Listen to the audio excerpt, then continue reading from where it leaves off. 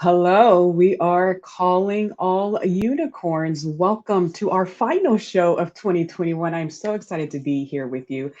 It is Janine, your intercultural creativity keynote speaker, and our other unicorns, which they are going to introduce themselves. We are missing one, but that's okay. She's here in spirit. Welcome, everyone, to our monthly show where we explore why creativity is good for business. I'm Janine, your lead host, with my fellow unicorn, Abigail, and we're going to briefly introduce ourselves, and then we're excited to dive right in and introduce our guests. Miss Abigail. Hello, thank you all for joining us, like Janine said, for our last show of the year. My name is Abigail, and I'm partner at Cairn Leadership Strategies, where we train leaders and teams through gritty outdoor adventures all across the nation. And I am Janine. I do the chief creative work for Cafe Strategies, which is a training and workshop and professional development company. We talk about intercultural creativity and neural creativity and how it can really just help your teams work better, create better, and collaborate better. And here is our introductory part of the program.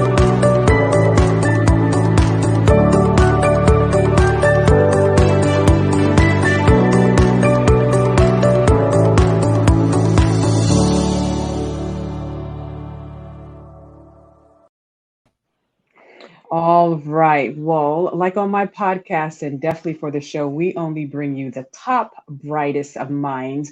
Team communication is critical for creativity. We know this. This is why our next guest is the right person for us to close for 2021 and help us get our collaboration and communication skills ready for 2022. Meet Rahel Heineke. Hi, Rahel. Hi, everyone. So happy to be here. Happy to have you. So, having seen how communication within the many teams that she's worked with has affected a lot of the outcomes of a project, she was wondering if there could be a better way to address team communication and collaboration. So, being the creative she is herself, with her husband, another creative, she launched MAXIMYZ, and MAXIMYZ is guaranteed to improve team cohesion through an online playground. I love the word playground, designed to help teams practice better communication and connect with each other while having fun and being in a psychologically safe environment. Welcome to the show, Rahel. Thank you very much. So excited to be here and be part of the unicorn family. Yes, yes, yes. And we just want people to know that, the definition about unicorns is, oh, a certain financial amount. But being, for us, being a unicorn just means that you're empowered and confident to stand up as who you are. If you're different, that's okay. And you're able to just produce and give the world the best that you've got. So not just financially, but just, emotionally, creatively, relationally, and with your work collaboratively. And so, Abigail, can you jump us off? Yeah, Rahel, we're glad to have you here, and I would love to hear more about how you got started. Yeah, sure. So I got started with MAXIMYZ with my husband. We used to own an escape room business, which is where you get locked up in a room and trying to find your way out, and there's like drama going on. It's like aliens about to come if you don't get out. And we loved it so much. We enjoyed those kind of games. But the important thing about what we really saw in these games is how much it made people communicate and forget about all their differences and just focus on getting out of the room. So in 2020, during the pandemic, we figured, all right, since we can't have a physical space, we moved over into the online experience and tried to bring out communications within teams and using these games and the strength that games have to make people more adventurous and more open into other ideas that are different from their own. So that's kind of how that came about. And why is gameplay so critical right now? Well, right now, especially, it's critical because there's so much crazy things that have happened that we need to play. We need to relax again and be a kid again and, just enjoy just being here. We are here, we are present, and games are a strong way to unite us and keep us happy, within ourselves. So, yeah, we are strongly focused on the game part, and we believe it's the way to go. I mean, the brain, when you're a child, you play a lot because that's how you learn. And I don't know what happens somewhere when you grow older, playing is no longer seen as the thing to do, but it is. So that's what we strongly believe. I love how you get people on the basis of joy and connection and becoming back to our human selves and relating on that level. That's so, like you said, important at this moment in particular. Yes. And you can just see it, like I just don't you just feel her like playful spirit, and just you could just like the moment I met you, I was like, I'm connected to this person. And as you know, I am a brain person. Wait 1 second. You you sent me this book basically, and that's another Yes. thing is you support people in knowledge and research. So I really appreciate that. And keep your brain alive. How do you take all the nuggets, and you see I read it, you see the tabs. How did you take all the nuggets and just really insert them into the programs that you create? Absolutely. Actually, even I have mine right here. See? Oh, it looks like we have to send This Abigail one. is everything right here. So this book kind of really changed the way I thought about things, especially, how people learn and how they're uncomfortable needs to be done more often in order to become the best that you can be. So, in Neurobics, this books, it focused on this activity called Neurobics, which was discovered by Dr. Lawrence Katz. And basically what it says is, your mind, your neural networks, they try to do the same thing all the time. Your brain is always looking for the easiest way to do something. So if you've been doing something since you were a kid and you keep doing it up till now, it will immediately want to take that path. And it gets uncomfortable when you do something not from that path, something new, something very different. In the neurobics, it kind of tells you, like, for example, if you brush your teeth with the right hand, now brush your teeth with the left. And while we're at it, put one foot up. It's kind of unusual, like you wouldn't do that. But it helps your mind develop new connection, new routes. Think about it like highways, or think about like a path of grass. And the first time you walk through, you can't see the path. But if you walk it a lot, then you start seeing the path. And that's what you want to do. You want to create those new paths, do something different. And so we use that in our games because the games make you think outside the box. So you're in a situation, you have to find something. Everyone has a different piece of the information. It makes you have to communicate to someone else. But not only that, it makes you have to think outside the box in order to find the solution. You don't know, someone else in your team might have something completely like you would have never thought about it. But it's because they come from a different path than you that they might have experienced something that makes them think a little bit different. So these differences is what helps teams, solve the challenges that they have in whatever they're dealing with. So we take these neurobic kind of exercises and kind of encourage you to do those, encourage you to communicate with someone completely different, try and get the ideas out of someone who's totally not in your circle of friends. And that's how you kind of encourage this creativity and a way of working that can strengthen those neural pathways. So all our games incorporate that kind of experience. I love how you are surfacing assumptions and background knowledges in what you do in a way that's playful, and you can do so in a way that's disarming so that people can have these real conversations and explain out loud what they're thinking to problem solve through a problem and see how another person is doing so maybe completely differently. It's really important work. Yes, absolutely. It's been really interesting to watch when people play and, they will reach somewhere and get stuck. And then someone out of nowhere will think of something ridiculous. And that ridiculous something is what helps them solve the puzzle. So you see, any ideas, it's okay. I think sometimes people are just scared to ask, scared to think that, if I say that, that might sound like I am not very smart.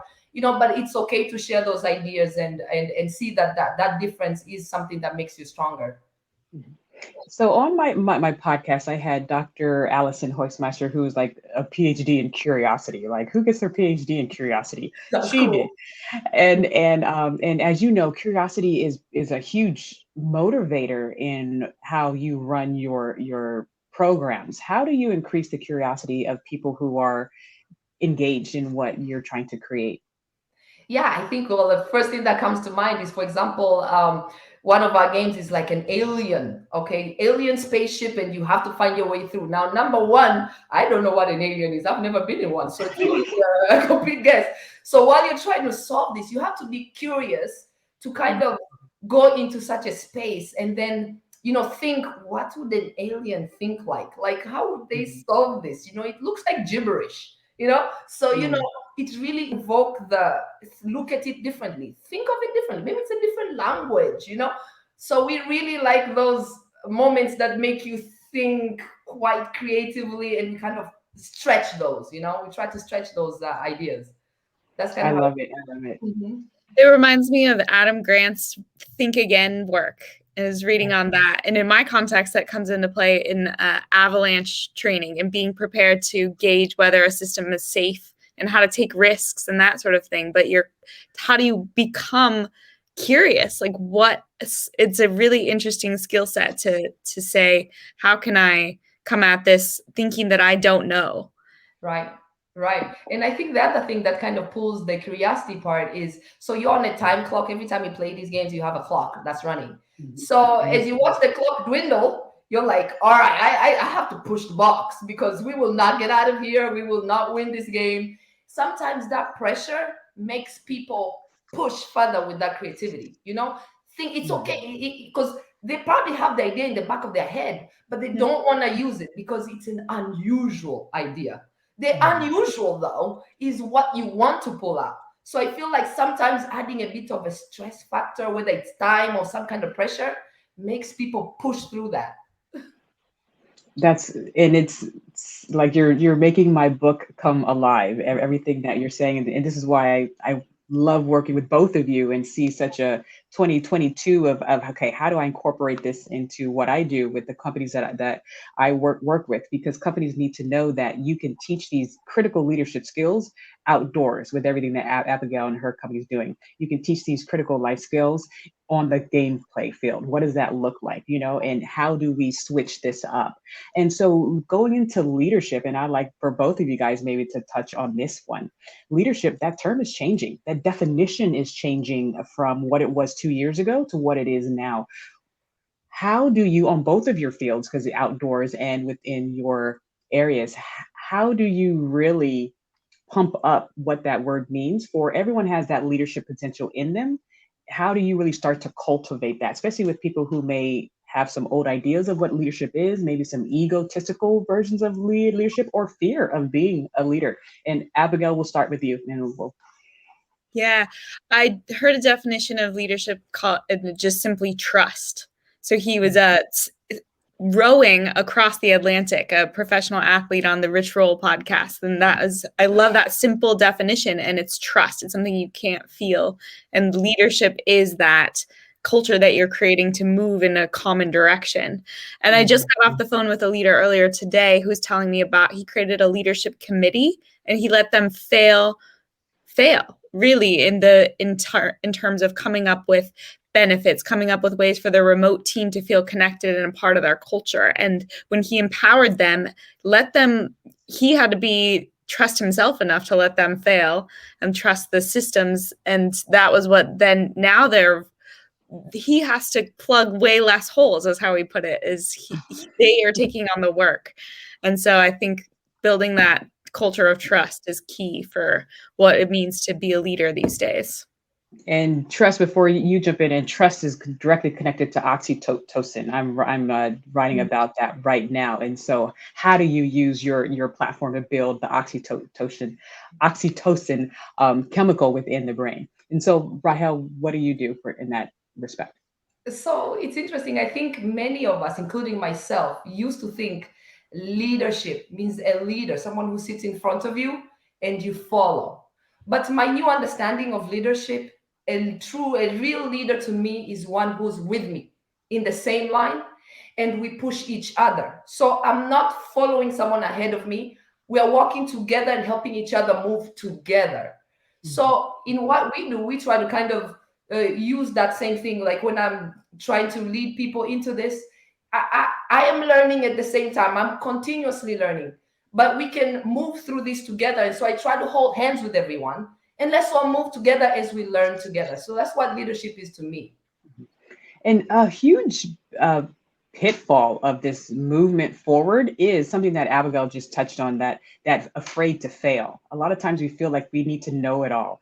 And you are both cultivating and preparing terrains where people can fail with safety. So what are one or two tips that you do to make sure that is the true element that you have in your space? Rahel? Yeah, so for me, like the failure part is like in our games, we have some games that are actually designed to fail. So there is no solution, but everyone will still try to find the solution where there was no solution. There was no right solution. But at the end of it all, when they come out, the number of ideas that they've had, the directions they've gone, it's amazing because they realize it for themselves. Like, oh, there was no real answer. Oh man, it's like, how many things did you experience through the game, though? Look, how many thoughts? Who thought that this was going the right way and then realized maybe not, maybe let's go this way. The discovery made through that experience is what we love to see sometimes in terms of failure. You fail, but you really have learned a lot through those failures. And before Abigail jumps in, that's called like you look at the divergent thinking, and what we all are battling against is systems that we came out of that only celebrates convergent thinking. There's only one right answer. There's only one way. Find the way, or like it's done, right? And so now we have to break this way of learning for so long. And so, Abigail, what are some things that you do out on the trail? And really quick, could you give people a quick idea of what you do? Because people may not know like the different amazingness. We have a concrete, we create custom experiences for teams and leaders.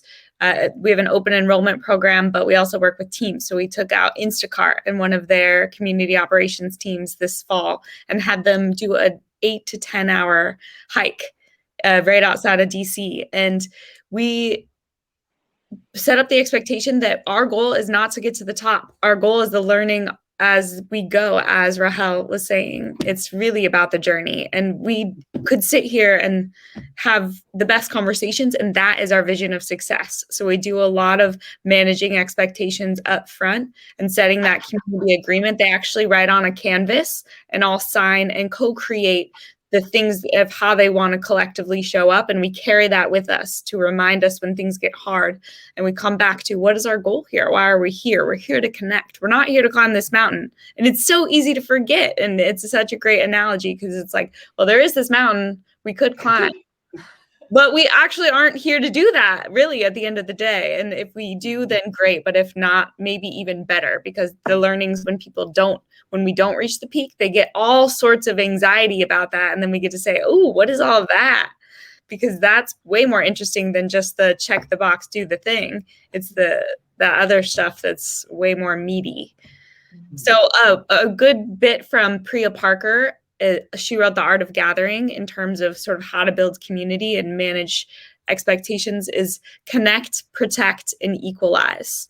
And I've been using that as a guide, as a way, like those are my jobs, especially early on to when I'm building community in person to facilitate those three attributes. Those have been some anchor words for me lately. Awesome. And so another point that you both kind of brought up is that reflection piece. I don't think as a whole, we have really seen the power of stopping to reflect, but I know it's built into both of your systems because you've mentioned it. Rahel, how do you really make sure that people have that time to reflect on the engagement or the process that they just went through? Yeah, so through the experience after they play the game, we spend about 15, 20 minutes always debriefing and talking about the experience. We found that to be very essential and useful for people who experience our games because you get to hear, what were their thoughts during the process and, things they might have not known that the other person was thinking. And, it just it's a good moment when they take this time to reflect about what happened. Why did you fail, or how did you pass? What was unusual about, how you managed to escape? So yeah, we find that a very critical part of our game. And it's part of the experiential learning process is that reflection, that debrief, like you said. So that's cool. I want to do one of your games. Oh, please do. I know, and you and your husband just changed some of the format. You made it more like a licensing program. So Yes. Could you explain a little bit about that? Yeah, sure. Yeah. So before our system was set up where we kind of trained, you did a 1 hour session with us. We spent like 15 minutes training and teaching you about communication. and then you spend 30 minutes playing the games using what you've learned, and then the 15 minutes of debrief. But we realize more people, more trainers want this ability to use the games. So we kind of switch now, let the trainers do the training and we just do the games, and then they or us can do the debrief. So that's kind of how we have it now, where you can just go online and buy the training material. We give you all the instructions about how to run the game. So my husband and I don't necessarily need to be there, but we can for if it's needed. But we find that to be what people have asked more for. It's just using these games and doing their own training. I love that, because then they can inject their own flair, their own bits of culture into it to customize it. That's cool. Exactly. To make it this. So as we're going to wrap up around 3:25 or so, because I know a few of us have some hard outs to go to. 2022 is coming up, ladies, and I know we have that internal motivation to just, okay, the sky isn't the limit, the universe isn't the limit, just go on. Like, what are those goals that you have in place for you yourself as a businesswoman, but also for your business? Yeah. Am I going? Yes, go for it. So I think my big audacious goal is to have more coaches request these games, because we really strongly believe that, most of the training that's done right now, you listen a lot and you don't get too much engagement. And the ones that try to make engagement are using games that have been used in the last, 50, 70 years. So people are like, oh, no, not that thing again. So, we're trying to revive that. And so my goal is to just get this into more people's hands. And for me personally, I want to get more speaking engagement, so I can speak more about this, how diverse ideas help teams, how being different and using those differences can make you actually stronger. So those are my big goals of 2022. All right. Well, I'm here to cheer you on and help you where I can. Abigail, what are some big BHAG goals for you personally and you professionally? Yeah. So looking at how we can get more leaders outside, so companies to sign on and bring new managers through our program so that they get access to coaching and adventures with other leaders. So we're talking to some big companies right now and have hopes about the future in terms of scaling our programs, because we have guides in 12 states. And so we are ready, we're poised. We just need that signature. And just connecting with other women in particular who are running different organizations, thinking differently, and conversations like these in terms of opportunities to speak and just get the message out there about what we're doing and hear from other leaders how they're developing leaders. Awesome. Well, I will share mine. Definitely want to give you this resource, though. Innovation Women has been a wonderful resource for me as far as my speaking opportunities and just getting intercultural creativity out there, because all of what we're talking about is creativity on the intercultural platform, right? Getting people with different ideas together to create together. So definitely check out Innovation Women. Got to give them a shout out. My big BHAG goal, of course, is to increase speaking, to publish another book. I'm looking to publish a book once a year. I was like, if there's authors like Miles Monroe and some other people who can do it, like I can do it too. We'll see that. And just to land some bigger contracts to get intercultural creativity into, healthcare, into education, and into corporate. I know it's kind of hard to straddle all three, but I think that this can do it. And so lastly, before we end, first of all, Rahel, thank you so much for spending your time. You are a mother of many. You just relocated to a new city. You are doing it, and you're also hopefully taking time for personal care as well. But before we end, is there anything going on with you and your company that you want to share? We're each going to share one thing, and then we're going to sign off. Rahel. Yeah, I think right now what's going on is we are creating all these games. We have a platform full of games. And so I'd like to encourage people to check it out. There's free games too, so you can just try it out and see how you do with your team or your family. So, I like to just get that out there. Just visit our website and, check out the games. Awesome. And what is your website? www.maximize.com. Awesome, Yeah. awesome, awesome. And what is your big or no, what is going on with your company, Abigail? So we just launched a subscription where you can get access to adventures, either 4, 2, or 1 per year. And that's a great way to make sure that you put in the docket that you are going to get outside, you're going to do this, and then you just get to choose from all the different adventures we have. So that's a great new way to get outside with us, is through leadership adventure subscriptions.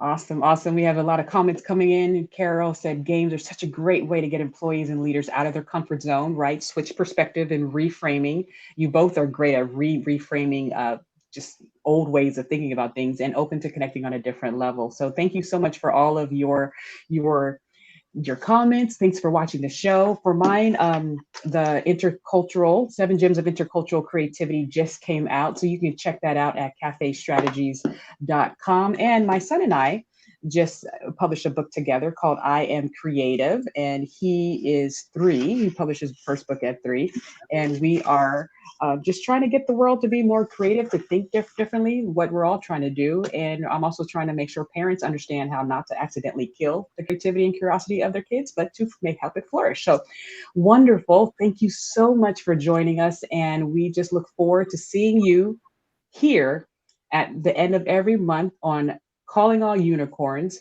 Happy New Year. Happy holidays. Go visit all of our websites, see what we're doing. Let us come and support you in your creativity, your team building, your leadership skills. This is the new era where we need new ideas. So we will see you next time. Signing off. Bye bye.